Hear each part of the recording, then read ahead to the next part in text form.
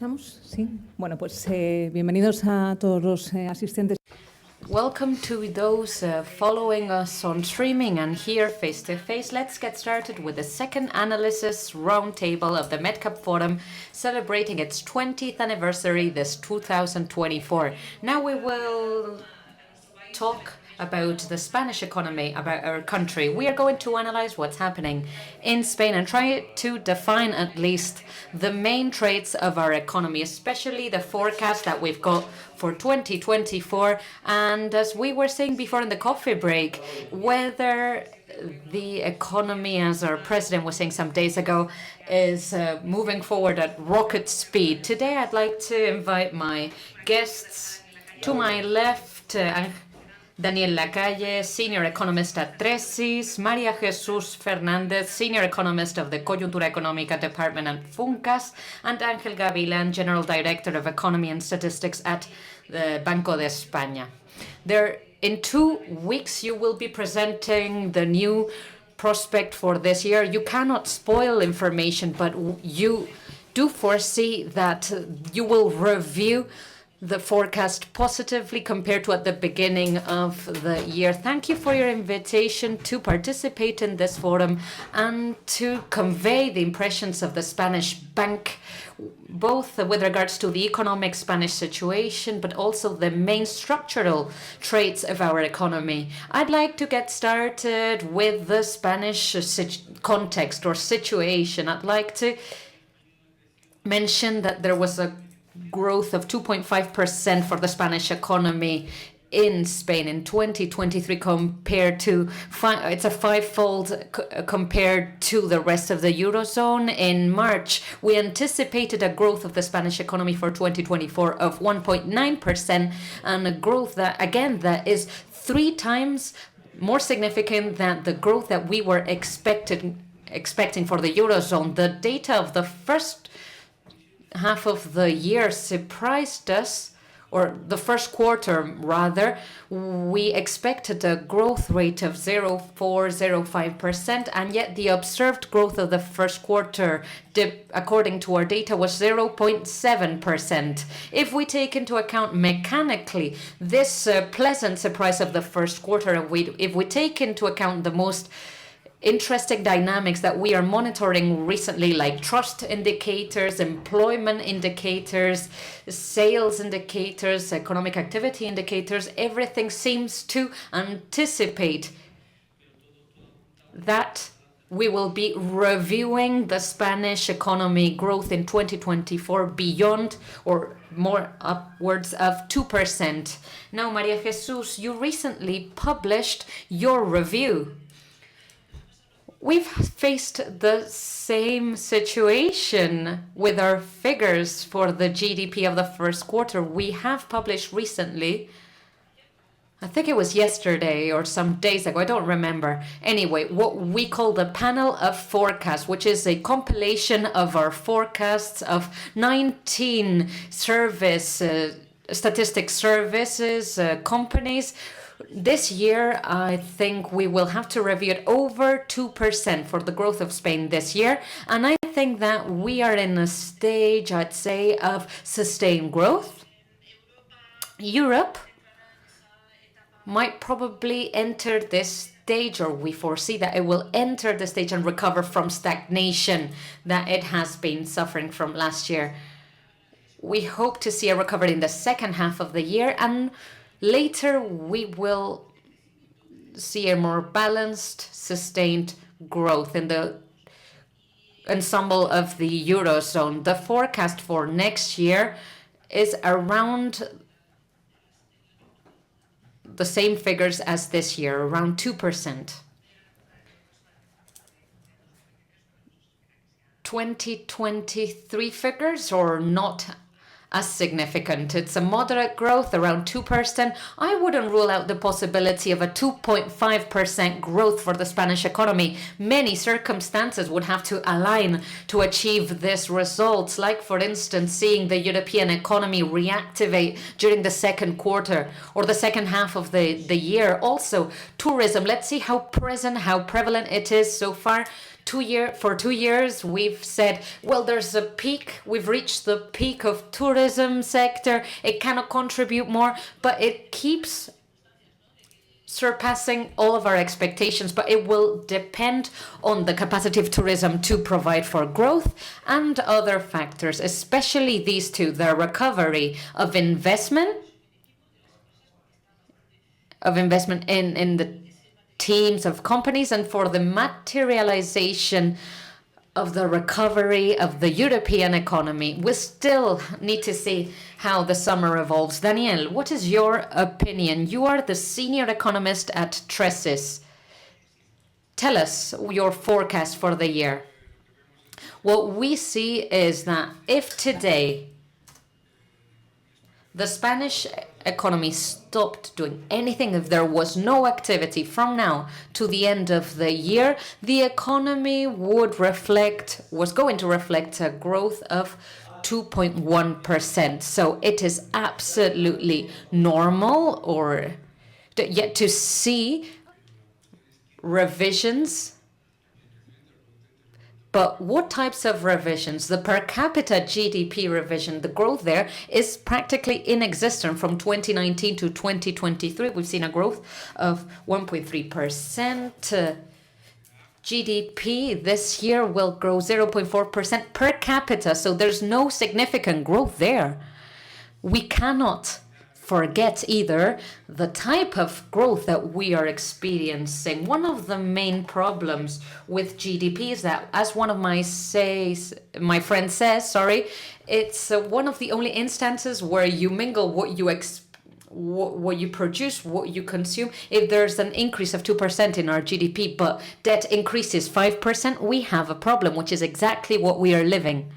I'd say that is the key challenge. I'm not too worried about the GDP figures, but what it entails. The tourism data will be spectacular. Tourist figures are spectacular. I mean, turnover for this industrial sector and the service sector, these figures for turnover of these two sectors are negative, and this is important that we take into account. The comment that we've just heard by María Jesús is very important. The topic of investment, I mean, we are recovering, but investment is 0.5% lower than the levels of 2019. So I always say internally, what's growing more?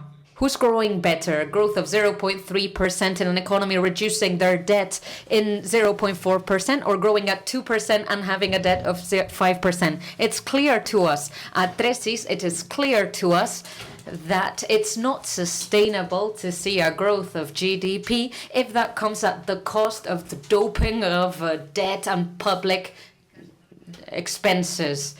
10% last year, right, for the increase of public expenses. But so the foundations of growth are more important. Exactly. This graphic is terrifying. What has the GDP done per component from 2019 to 2023? Investment, minus 5%. Consumption by families, 0.1%. Foreign sector, 0.5%. Public expenses, 17% growth. It reminds me of when I went to Athens in 2006, and they would tell me that they were the engine of the economic growth of Europe. So dire prospect. Well, if you make an effort, you succeed. What about when the men in black come in? They are there, but they're missing in action. Venga,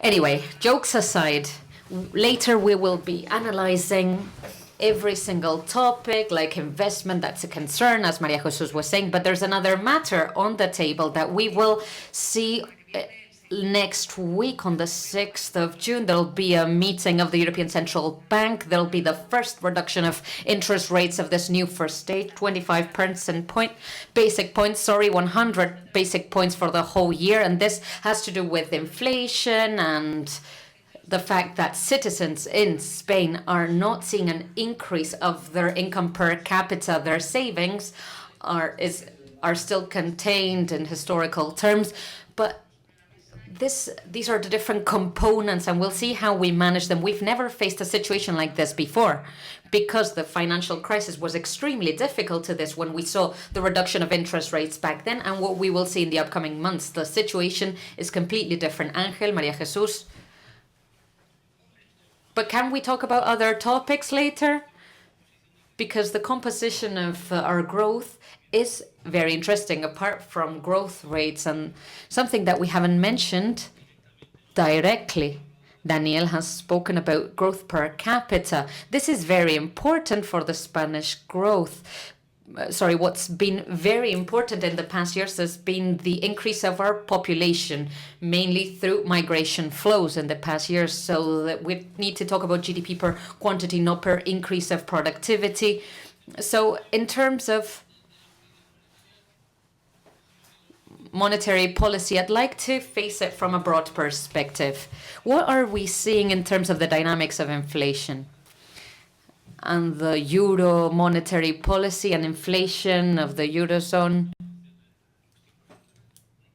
that determines the decrease of interest rates. We saw in the Spanish economy a deflation that was very interesting in 2023. For you to get an idea, in January, inflation in the eurozone was around 9%. It finished in 2023 around 3%. So it was a very stark decrease of inflation that has continued in the first months of 2024. But how? More gradually, more slowly compared to 2023, which was foreseeable. We could anticipate it.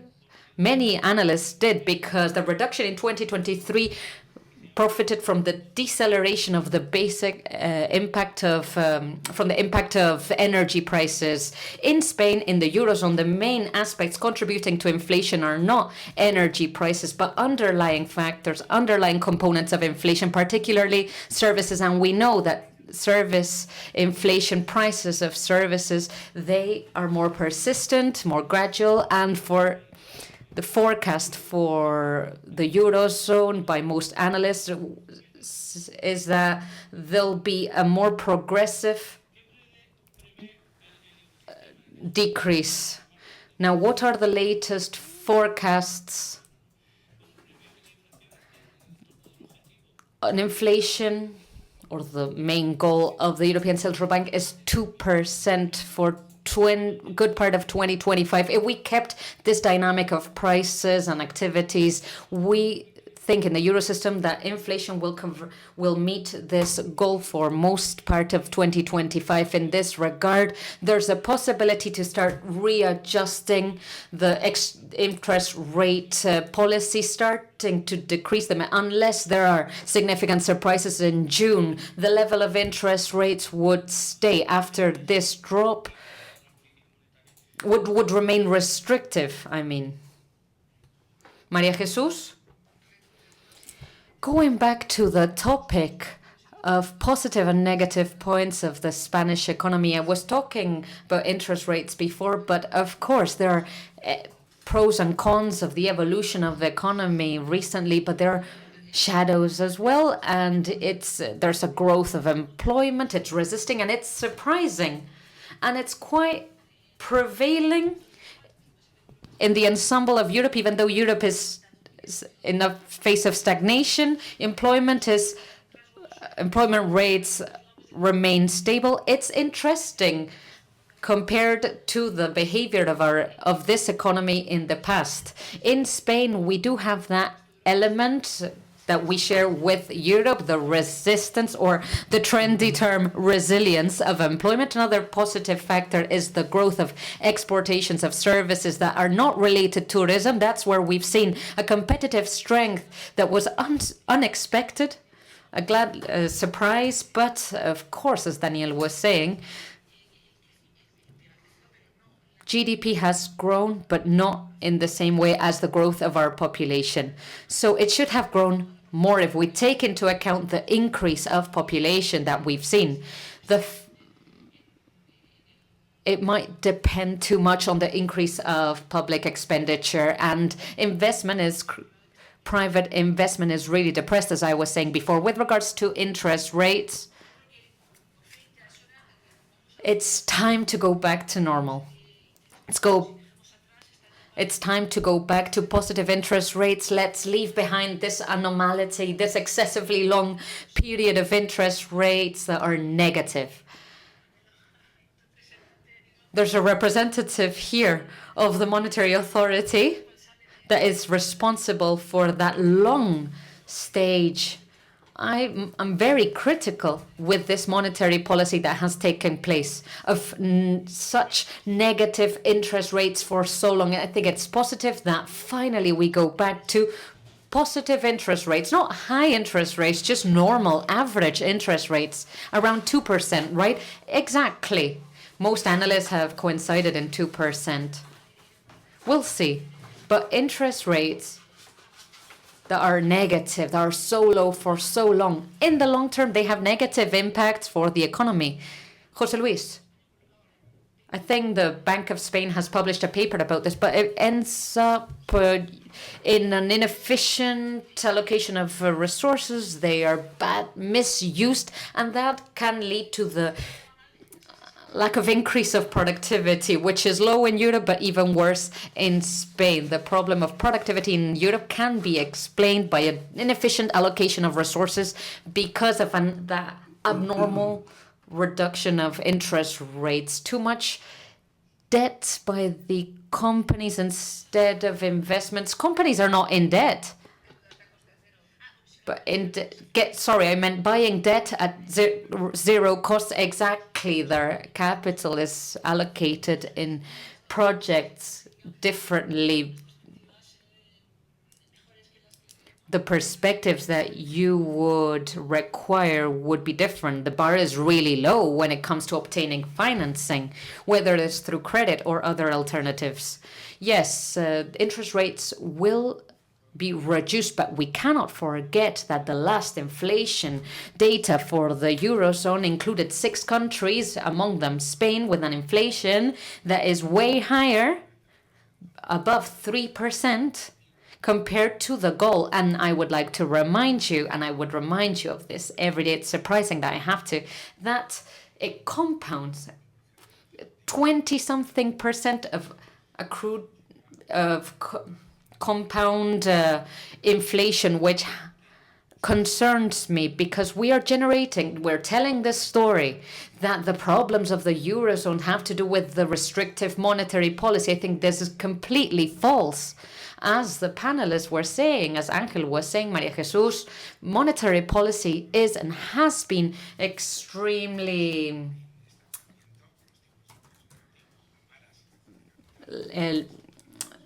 sluggish.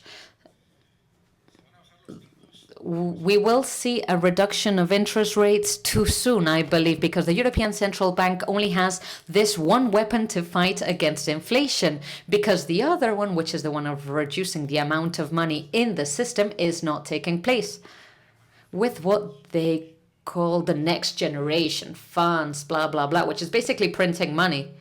What they're calling the different mechanisms to avoid the fragmentation, basically printing money.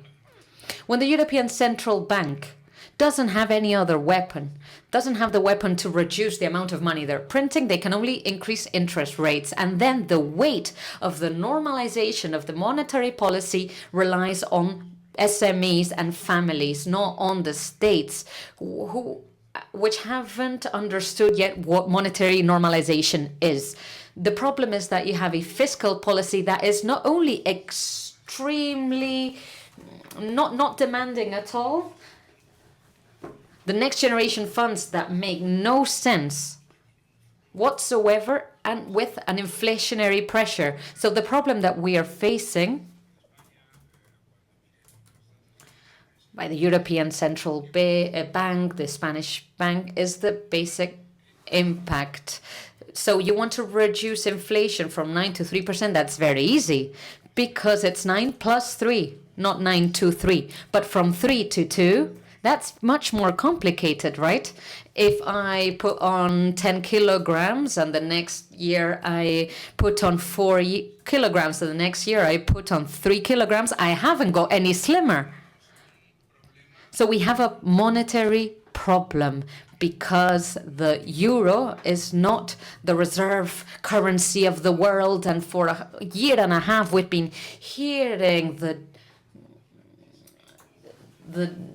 de-dollarization, but what we're living is the de-euroization. There's a reduction of the weight of the euro in the world, and the European Central Bank needs to take into account the demands for euro around the world. The only bank doing so is the Federal Reserve of the US, and if we do not pay attention to this factor, we will make the mistakes that we made with the negative interest rates and with a reduction of interest rates that is not only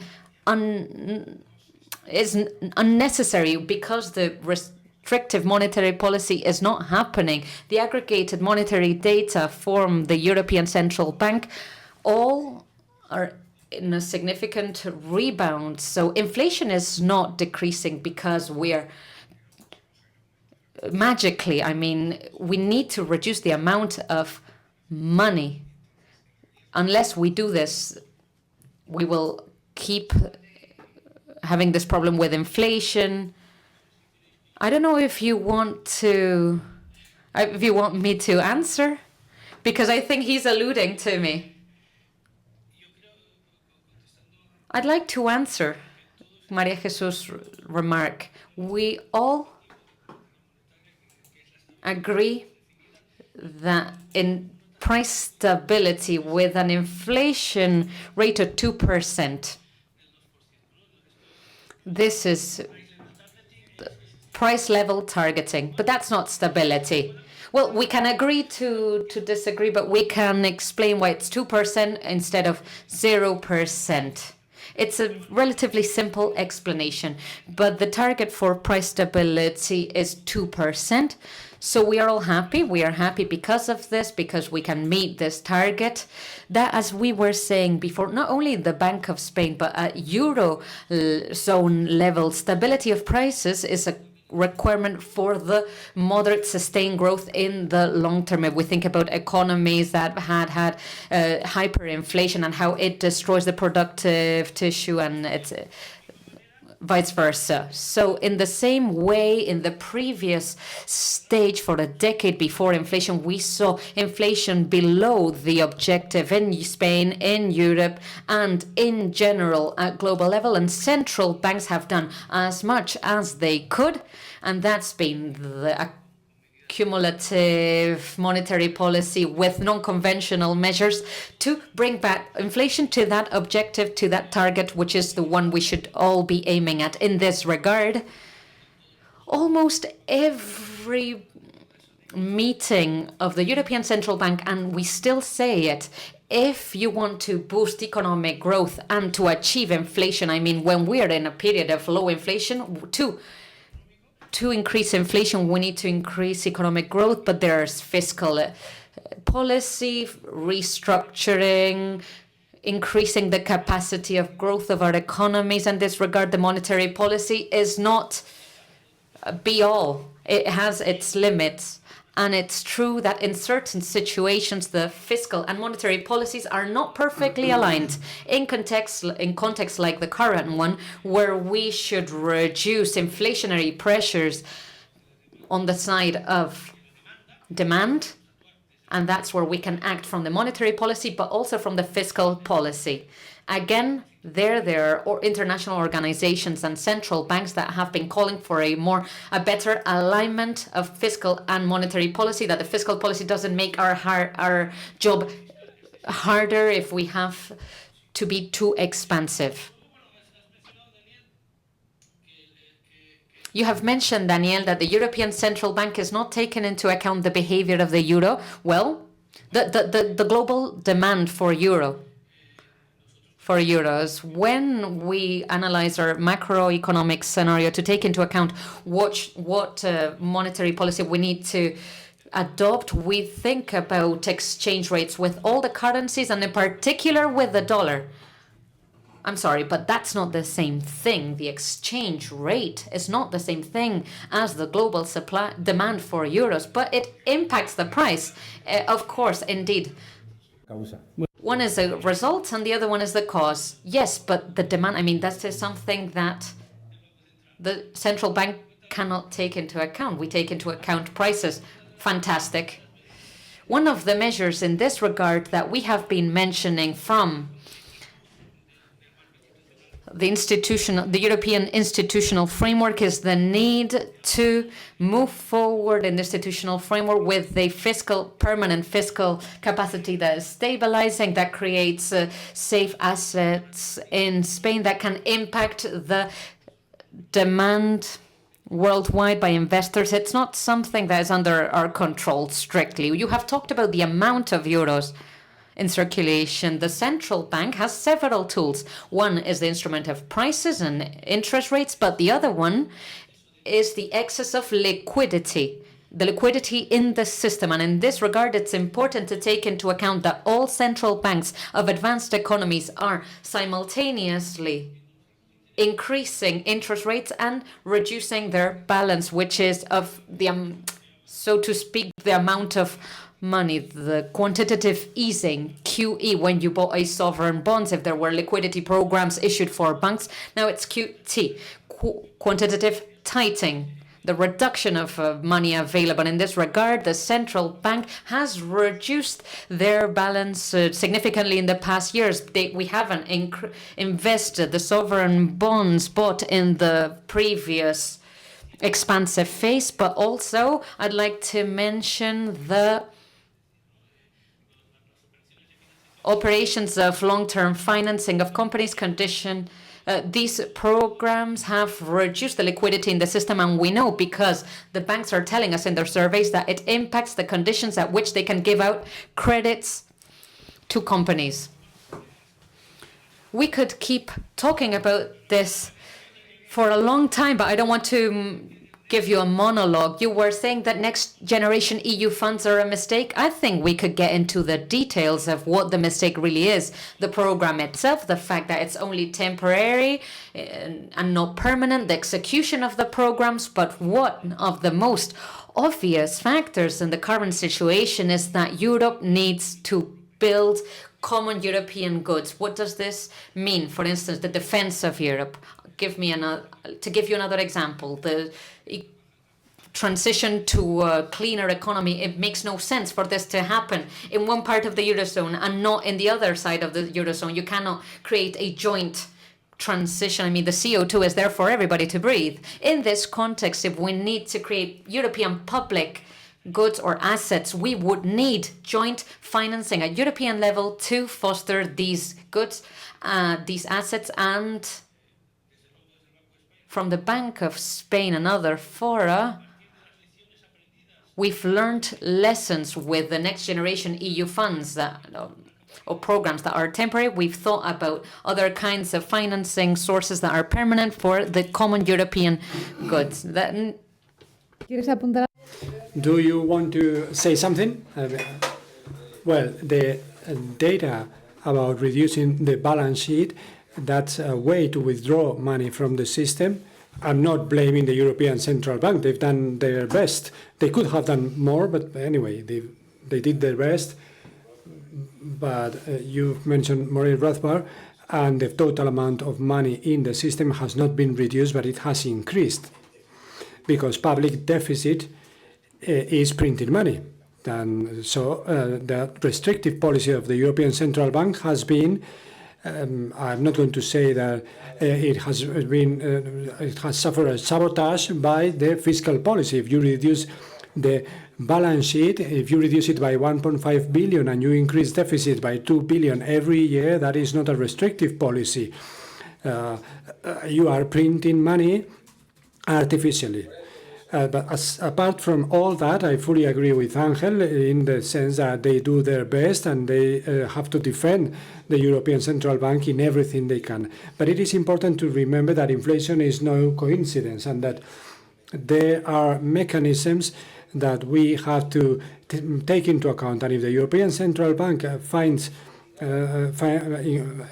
it impossible to contain inflation just by monetary measures, the states have to be aware that inflation has to be contained by also monetary policy, and that deficit is a monetary way to contain inflation. I just wanted to raise awareness about that. That's it. For those of you that do not know, it generates a lot of controversy. Monetary policies of the European Central Bank and the Fed are always very controversial. Yeah, we always blame the waiter for the fact that the food is not nice. And it has nothing to do. It has to do with fiscal policy, not with the monetary policy of the European Central Bank. And as Angel said, we are not going to criticize the next generation funds in themselves, but we can criticize the execution, the detail, and of course the evidence, the apparent evidence of the total failure of those funds. Well, I wanted to deal with interest rates more than the topic of the European Central Bank, that of course generates a lot of controversy because of the impact that drop in interest rates can have in both the funding of companies and of households, which is probably just to bring the discussion down to earth. That is what determines the development of Spanish economies, the cost of funding, the cost of inflation that we have been dragging around. It is cumulative, and in the last 2 years we have suffered that, and that has an impact on the income of families on a daily basis. And just to discuss some of the main elements that I think are controversial, I think that productivity is a concern in our country. Angel, I think it is a topic that has to be addressed, and we should try to improve it with an economy that is growing, that has not stopped. Germany has stopped, France is about to stop, and Spain is not. So, but there are things that are not making progress as they should, I think. Well, so now we go from the circumstantial questions to the structural ones. It is true that economists know very little, but one of the few things that we know is that the only driver of growth, which is robust and sustainable in time, is the increase in productivity. You cannot grow just because of an accumulation of capital or an accumulation of work, or sometimes because there are limits, physical limits, or just some other limits. So the only way to grow sustainably is increasing productivity. In the annual report of the bank of the year 2023, we explained in detail how the Spanish economy in the last decades was unable to converge towards the per capita income of our partners of the euro area for two main reasons. One is the poor increase of productivity in our country in the last decades, which is still prevalent in this current situation. In spite of the growth that we have had in between 2018 and 2023, productivity has dropped, also in Europe, but more in Spain than in Europe. And that's a factor that explains the lower relative growth of per capita income in Spain compared to other European countries. And the other factor that we can delve deeper into, if you like, is the high rate of unemployment in the Spanish economy compared to other neighboring countries. And regarding productivity, trying to solve productivity is a complex question, because it is not a variable that productivity is a reflection of several other things. It is a reflection of the human capital of workers and of business people.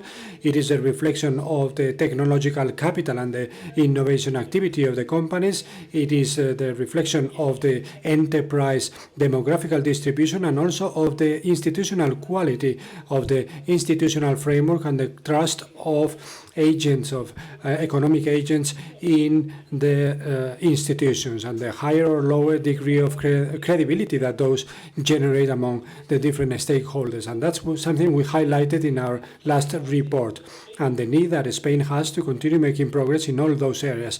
It is useless to grow in one of those areas at the expense of the others. And regarding the demographical distribution of enterprises, we have micro companies, or SMEs, have a higher relative weight compared to other economies in our environment. And it is not only more, but our SMEs tend to be less productive than those in other neighboring areas. And then it is also important to understand what is the process of constructive destruction or destructive construction that happens in our industrial fabric.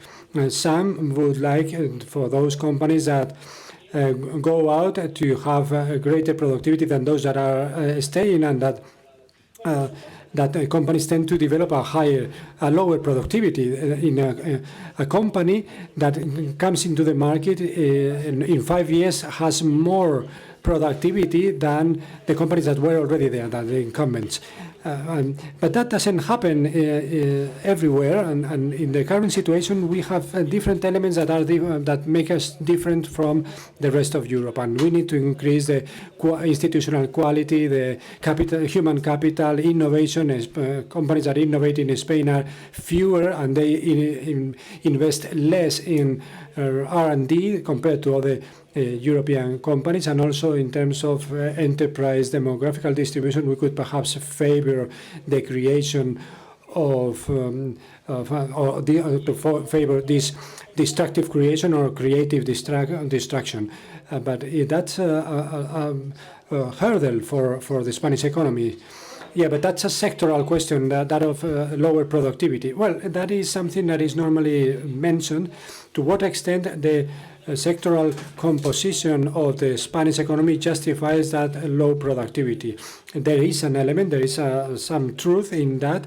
It is true that we are biased towards services that normally show a lower increase of productivity compared to manufacturing. But if we disaggregate the composition, we also have lower productivity compared to other environments. So it is not just a question of that. It is not the sectoral makeup. It helps to explain, but only a small part of that.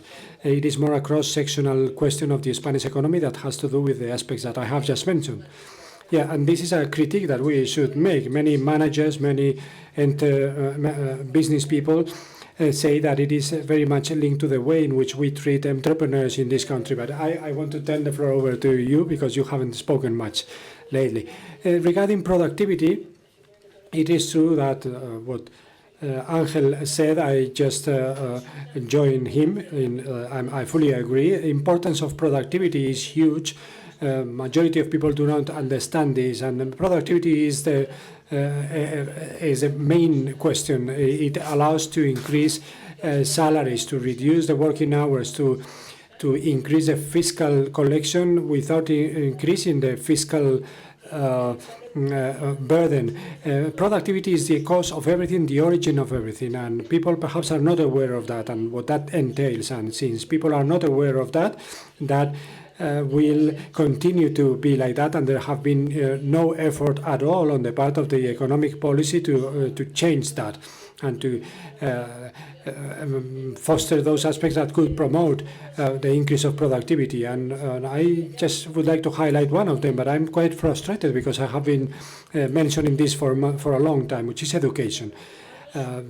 The bad results of our students, the high rate of school dropout, and the high proportion of labor with a low level of training compared to, or that do not get to secondary education. The bad results in the PISA report. And I'm frustrated because we are already late in that.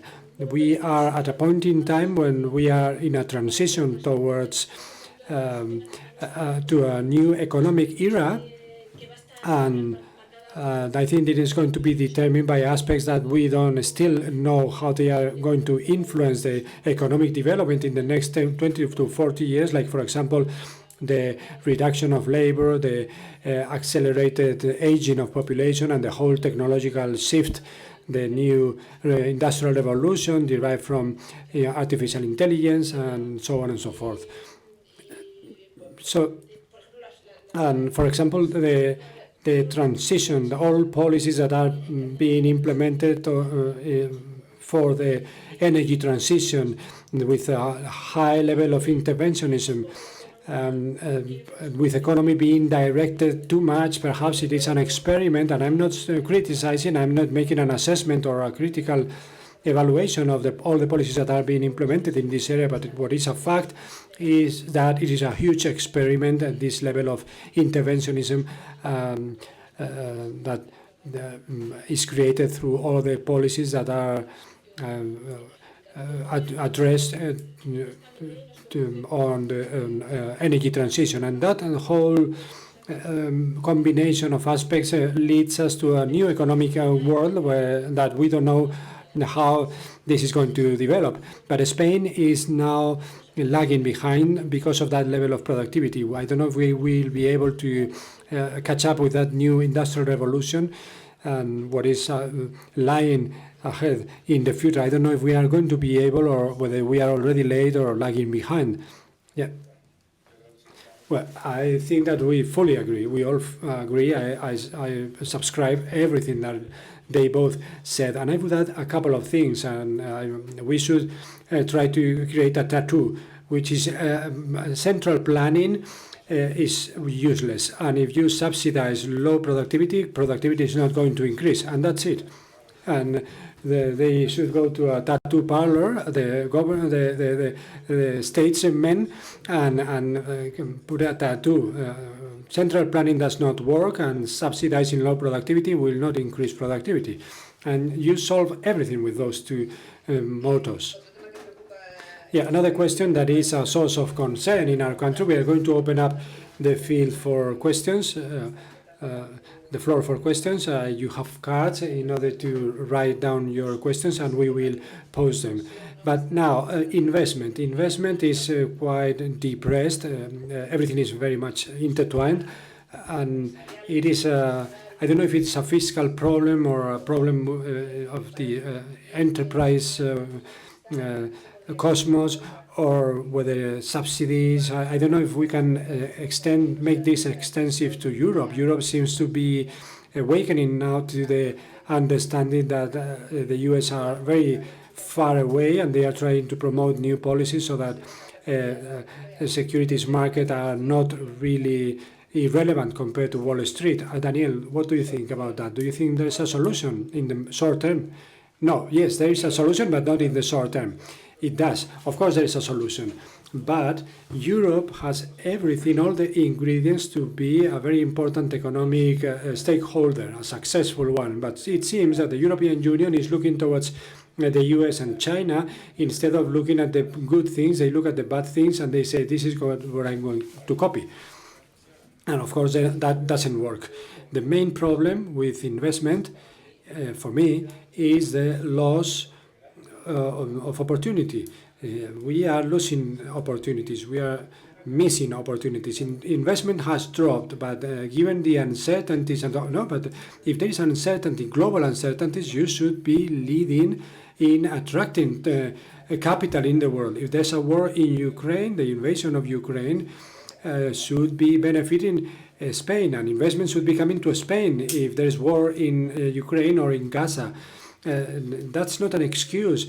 The data are even worse, because we should be leading the attraction of global capital.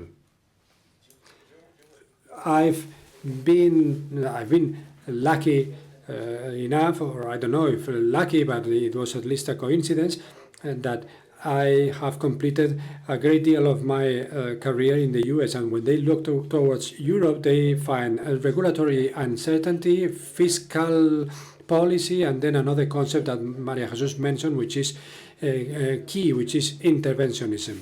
And it is a pity to be part of one of the main managers in the world with a map of the world where in our part of the world there was a sticker that said uninvestable. But that is not the case anyway. No, of course it is. Of course it is when foreign investment is 22 below that of 2022, which is 50% below that of 2018, which was almost nothing. No, okay. What we don't see is what is happening in the world. In the world right now, there is $108 trillion invested in the world. And we are just 1% of the GDP of the world. And we are not here to say, no, your money is not good for me. So we do not represent 1%. No, we don't. Not even 1%. And we are not capturing everything that should be coming to Spain. From Nicaragua, Venezuela, Cuba, Chile, Colombia, all the Latin American countries where the situation is worsening for investors. We are not capturing what can be coming from Asia. It's the frustration that we are making again the same mistake of thinking we are the best. Okay, and what? When I came back from England in 1974, they were saying, wow, we are fine, we are excellent, we are doing fine, and so on. And we're missing lots of opportunities. And the same happens today, and I cannot understand that. María Jesús? Well, regarding investment, I would say that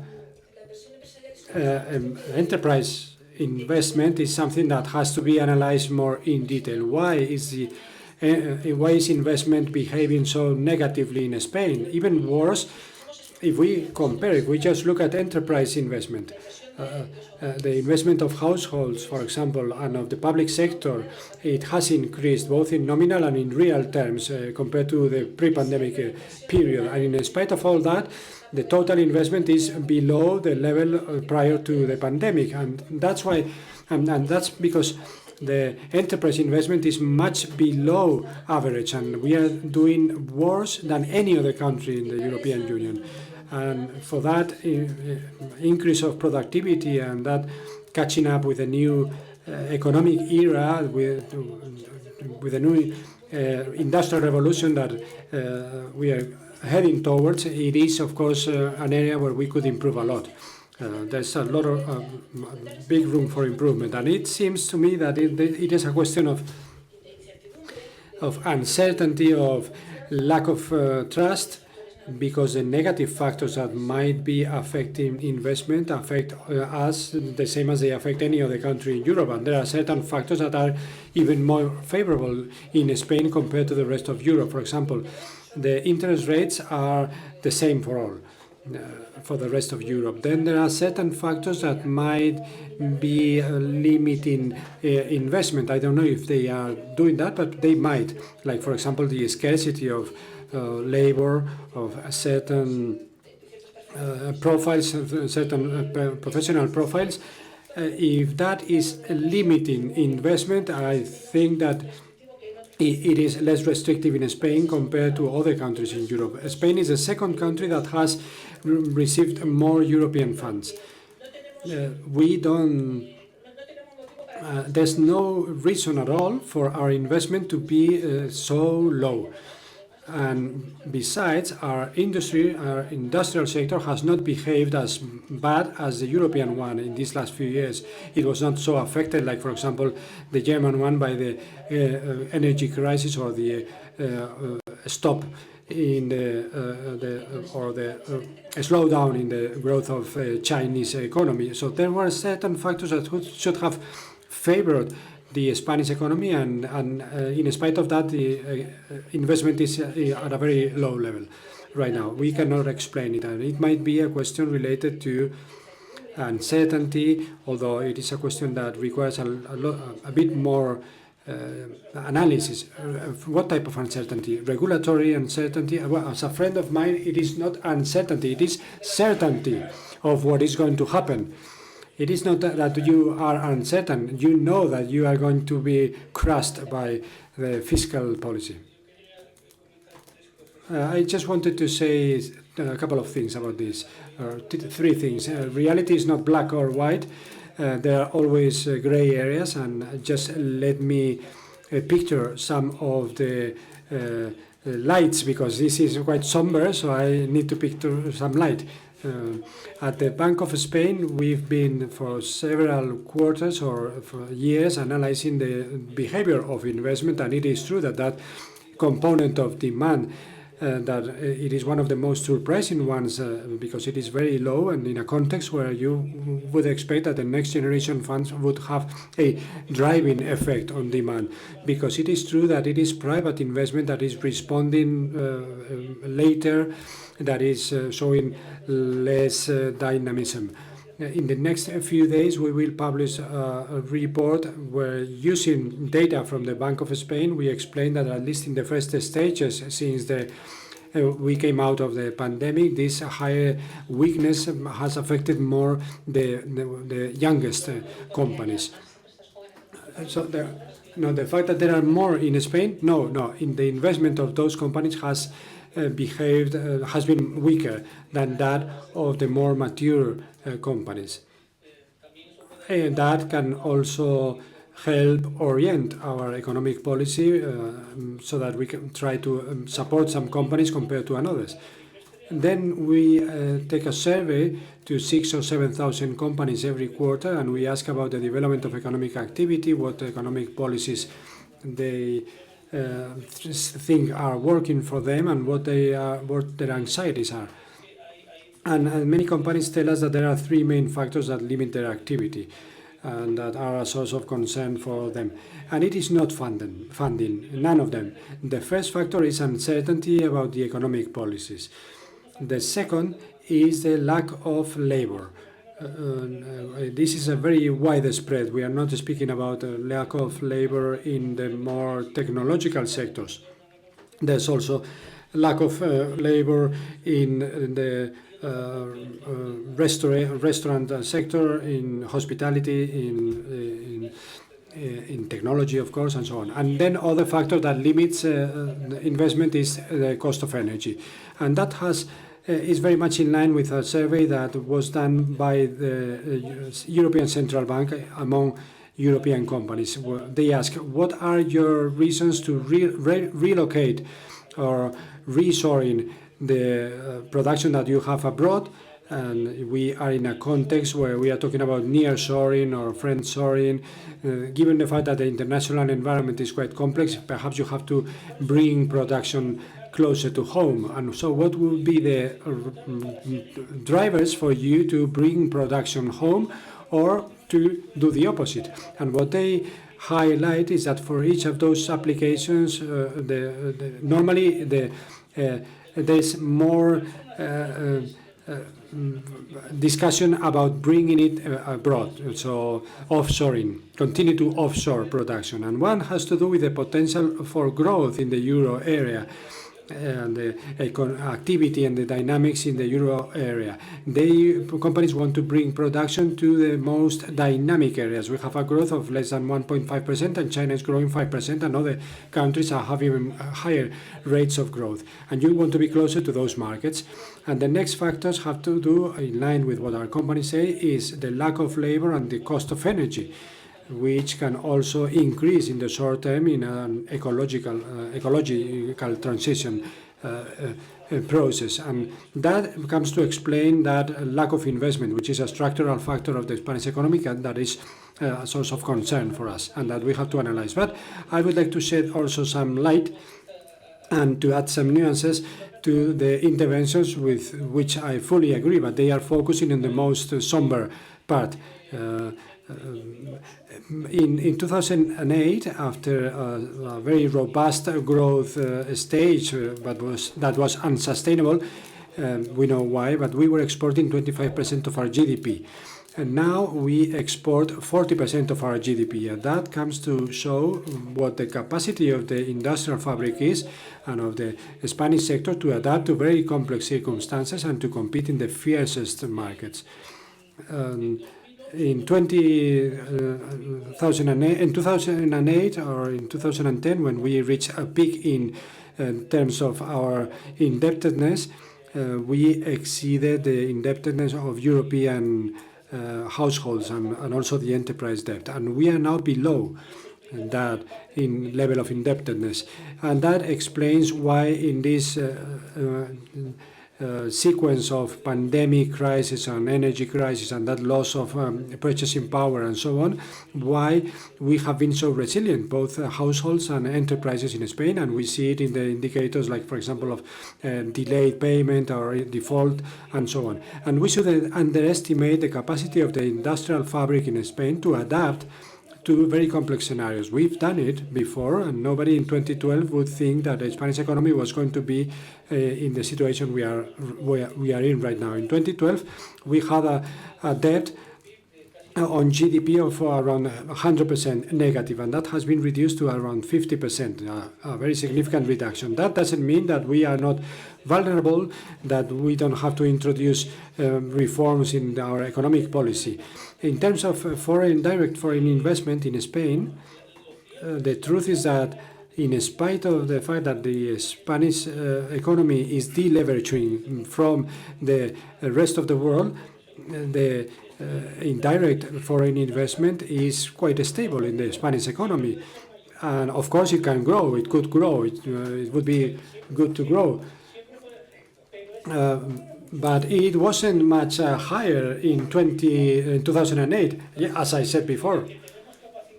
Yes, but we have capacity to attract more funds from foreign countries, and we are attracting the same as we were attracting in previous decades. So we haven't lost attractiveness. But that's a nominal piece of data. No, I mean as a percentage of GDP. 22 billion, that's a nominal piece of data. If you compare it, nominally, but if you compare it to debt and you increase inflation and you drop the debt ratio. Okay, we are doing excellent. Okay. Yeah, percentage-wise.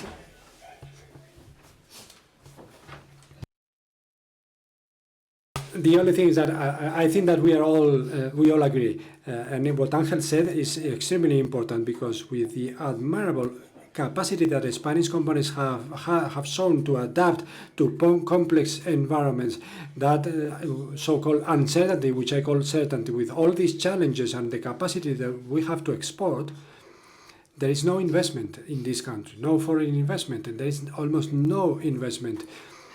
Because if you make the calculation adjusted to the real estate, the investment in real estate, that is incredible. But we are very far from where we should be. This country should have a banner here saying, invest here, what can we do for you? That's what we should be doing. In 1992, the first time I went to South Korea, and that was what they were saying. They were saying, what do you need? What do you need for you to come here and invest? And that's exactly what we should be doing. And we, instead of copying South Korea, we are copying Japan. So that's the situation right now. Let's open up the floor for the audience. A colleague from Radio Nacional asks me about the European Central Bank, because, as you know, it has been said that when Christine Lagarde announced that they were going to reduce rates, they considered whether the European Central Bank was going to anticipate that drop in interest rates, and they say that they are not looking towards the Fed, but anyway, we all believe that they are to some extent. But to what extent could the European Central Bank stop looking at the actions of the Fed, and what the consequences that might have for the euro if we have a policy that is not the same as the Fed's one? She didn't announce a reduction of the interest rates. That's the conclusion that we all reached. And she said that if prices go as we foresee, it is a likely scenario. And that's how markets have interpreted it, that there will be reductions of interest rates in June. Other members of the board, as well as Christine Lagarde of the European Central Bank, is that they have a mandate. It's not the Fed's mandate, it's the mandate of the European Central Bank to stabilize prices in the Eurozone. Of course, monetary policy by the US interacts with the rest of the monetary policies of the world. The US impacts the global financing conditions, and of course it's taken into account. As I was saying at the start of the roundtable, we take it into account in our macroeconomic analysis, the sorts of interest rates that we'll see in the US, the evolution foreseen for exchange rates, but that doesn't mean that in the Eurosystem or in the European Central Bank, if we see that inflation is meeting our goal in an appropriate manner that is coherent with our scenario, we might reduce interest rates. Could this be a novelty compared to other historical episodes? That is irrelevant. Not a novelty either. It was done at another pace in 2010. Yes, but it's irrelevant. It might seem surprising that the euro system has started to raise interest rates after other regions like the US, the UK, and that we start the reduction of interest rates before these other countries. It might seem surprising, but let's not talk about reduction cycles yet. But it has nothing to do macroeconomic dynamics. I mean, there's a clear decoupling of macroeconomic dynamics between the Eurozone and the US in particular in productivity, whereas in the Eurozone it's stable or negative, and in the US it's increasing, and this allows for the absorption of inflationary pressures, but monetary dynamics need to be different too. I think that it can be surprising, insightful for markets, but we don't understand why. It's not that relevant. May I add something? If you analyze the relation between the depreciation of the euro compared to the dollar and the impact of the inflation rate, you need a very strong correlation in order for it to impact the monetary policy in the Eurozone. I mean, the reducing interest rates before will not have an impact on the exchange rate that is as relevant or relevant enough to generate an inflation that reverts this, that obligates forces the European Central Bank to revert this and follow the Fed. In any case, and this is something that people insist on a lot in the board of the European Central Bank, this is something that we can look at. I mean, depending on data, making decisions meeting after meeting, we'll see if there's a very important decoupling of some financial variables that impacts inflation. Regardless of historical decisions, we will adjust. That we are data dependent. Is something that is clear to us. Could you please share your name? The speaker is not using their microphone. Could there be a tsunami of currencies because of the fact that China is abandoning US debt, buying gold reserves? How can this all impact the currency market and specifically Europe? Be careful with headlines. Beware of headlines. This always happens when we are sent headlines about macroeconomics. We need to disaggregate the fact that China, compared to the reserves, we're talking about 4%. What China's doing is perfectly legitimate. They are increasing their gold reserves and not decreasing their dollar reserves. What are dollar reserves? Treasury bonds. There's not a reduction of these. They haven't started selling them. It's the fact that their price in the market of the government bonds in Spain, in the US, but inflation, because if inflation is persistent, but it's not that they are selling bonds. And I go back to what is calculated by banks, by settlements, by investment. The global demand of dollars has not decreased but increased, but because the dollar has remained stable. But emerging country currencies have depreciated, and in the asset side of the central bank, this means that they need more dollars, not fewer dollars. And additionally, you need to take into account another factor. I love China, it's a wonderful country, but Japan has the yen, 40 years, another blatant success of their policy. They need to buy many more dollars to sustain what is a completely outrageous debt already. If you compare it, I mean, don't think of the concept of dollar or euro in monetary policy. We're talking about US government or European government bonds. So what's happening is that there's an increase of demand.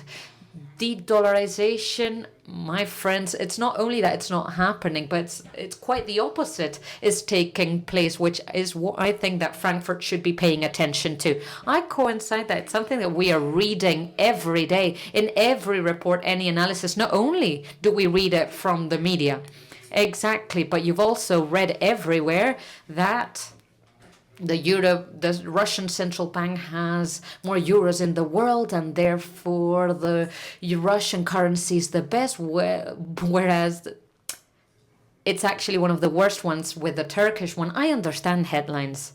Oh my God, fear mongering. But when you think about de-dollarization, yeah, pros or cons, yes or no, is it happening? Think about what currency would you be willing to accept your payroll in and invest in? No Bitcoin? Of course, not Bitcoin. I'm talking about mainstream currencies. There's a question at the back of the room. I see that the cards system to take questions is not very successful. Tell us, what's your name? Ignacio Algora. Computer Side is my company. I have a question. Yesterday we saw in the media a question that made the president of the European Commission very nervous. A China automobile manufacturer has bought an area in Barcelona to implement a Chinese vehicle, and they haven't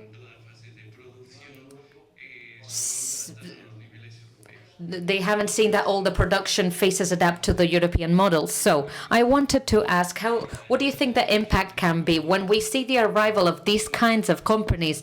What's the impact for the Spanish economy? Because they are offering the same products at a cheaper price. It's not that. It's the fact that when they produce in Spain, they might reduce customs tariffs, because if you're already here, you won't see a duplication of tariffs. Exactly. Will be presented as a national product.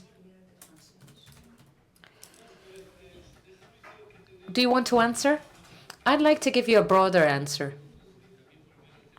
And coming back to the matter of FDI, one of the things that economists know is that international trade throughout the past decades, the process of globalization has led to growth. It has fostered the productivity of economies, growth, and it has helped us improve welfare state. But in this context,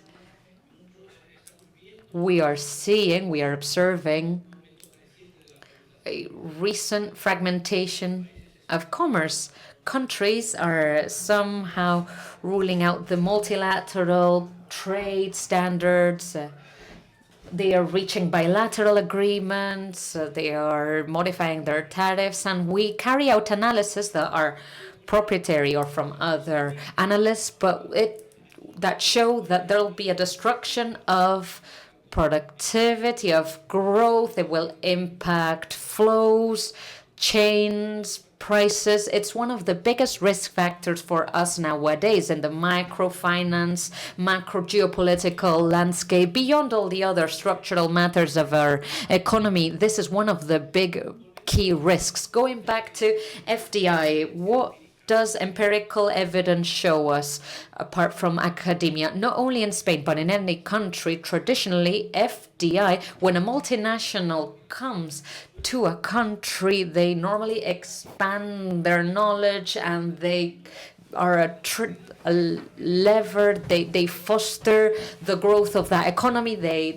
exchange their know-how. Let's see if that will be the case with the project that you have quoted as an example. Again, blocking FDI for the sake of goes against any historical evidence that is available to us recently of how much value FDI generates for the country. Of course, there are new factors, new considerations like strategic, automotive decisions, things that are increasingly relevant. But please don't forget the historical value that FDI generates in the country. in the host country. So later before you were talking about the factors leading us to a new financial era, but I wanted to mention this is precisely one of the most relevant transitions, the fragmentation of or deglobalization of economies towards, as Angel was saying, certain uncertainty that is leaving authorities in Europe a little bit shocked. We don't quite know what to do, because on the one hand, in the case of car manufacturing, it's like kind of the backbone of this European industry, ruling out fossil fuel powered engines, and because of this ecological transition moving towards EV, electric vehicles, it entails on the one hand a serious threat of destruction of the European leadership in such a key sector, in a very important industrial sector for Europe. But if we create obstacles to the arrival of EVs from China, you are kind of hindering the ecological transition. We have seen the adoption in the US of very protectionist policies in Europe. It's likely that we will move in the same direction towards protectionist measures, but there's a certain confusion. We don't quite know what to do. There are different targets that are contradictory, and we don't know what approach to adopt when it comes to China, for instance, and their subsidized products, how they are destroying a lot of the European industry on the one hand, but on the other hand, this fragmentation, deglobalization will lead to higher costs, etc., etc. We are kind of in a messy middle. There's a lot of confusion. We're in the midst of a transition, and this will really determine the economic development of the upcoming years. Every time that I hear the European Union complain about protectionism in the US and China, it's laughable. You find a GMC or a Chrysler in the street. The European Union is protectionist. This concept of trying to sell to us that China's the real threat, I mean, it comes from an attempt to try to sell the following starting point to the automotive sector. Our energy policy is wrong, our fiscal policy is wrong, but don't worry, because I'll ban production by others. Excuse me, what? The products will get here one way or the other, whether it's through Hong Kong, Taiwan, I don't care. Whether they come from India, whether they are manufactured in Slovakia, I don't care. It's the idea that these European sectors have to deal with a series of bureaucratic, fiscal and environmental obstacles, barriers, burdens in exchange for the banning of other countries carrying out their manufacturing activities. This is a double negative. Less than 9% of CO2 emissions of the world come from the European Union. But a lot of the cost, there's a project of ecological transition, energetic transition by the EU, where we have completely neglected that. You need to multiply times 16. The lithium mining times 60. Copper mining and we will depend from the natural gas of Russia to rely on China. We need to stop thinking as though we were children the children who are throwing paint at paintings in museums. Let's act like adults. Let's act like with responsibility. EVs, electric vehicles, require 8 times more copper than a fossil fuel powered car. I'm talking 8-fold. And you want to change the whole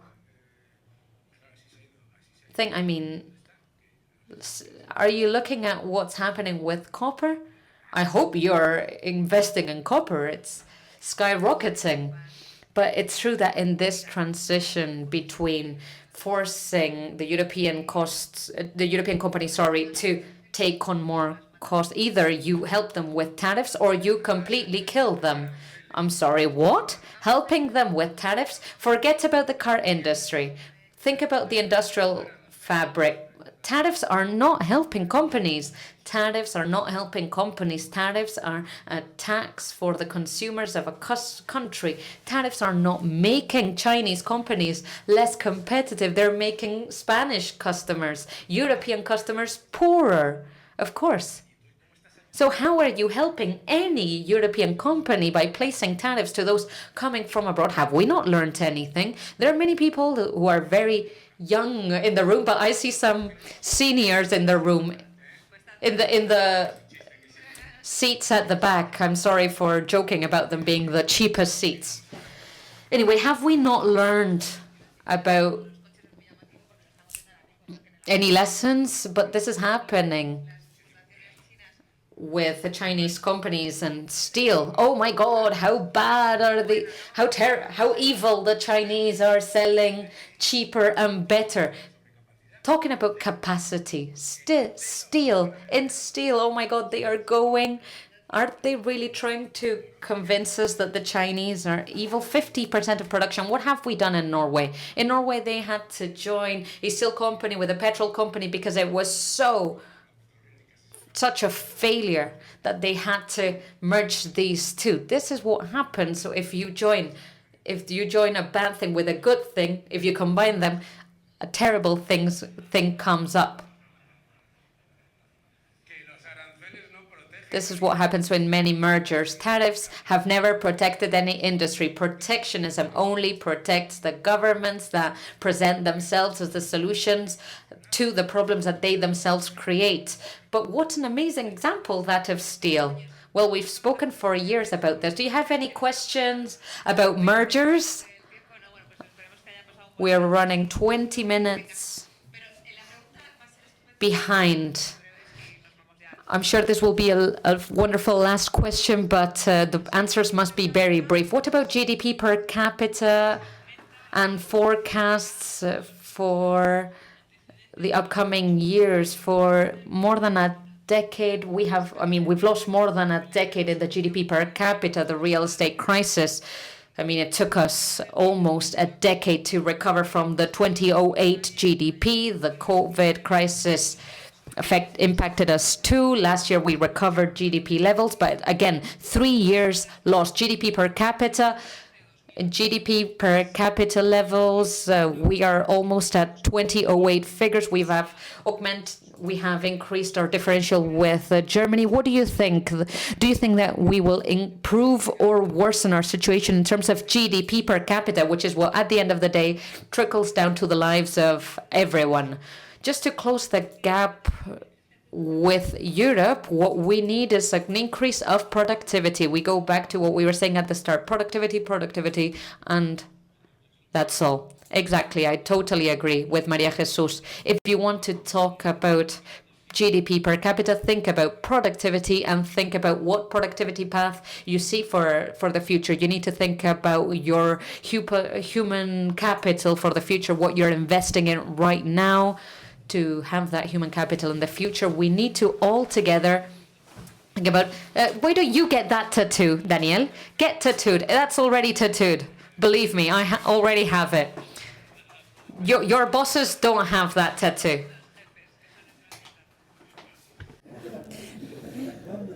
Estamos de acuerdo. So we agree? Could we end this roundtable with an agreement? Exactly. The International Monetary Fund says that GDP per capita in Spain will increase 0.1% in the upcoming 3 years. And because the government likes to say that we are growing 5 times more than the rest of Europe, which is completely nonsense, let me be more precise. 5%? No, it's 5 times less than the rest of Europe. Thank you very much for your attendance.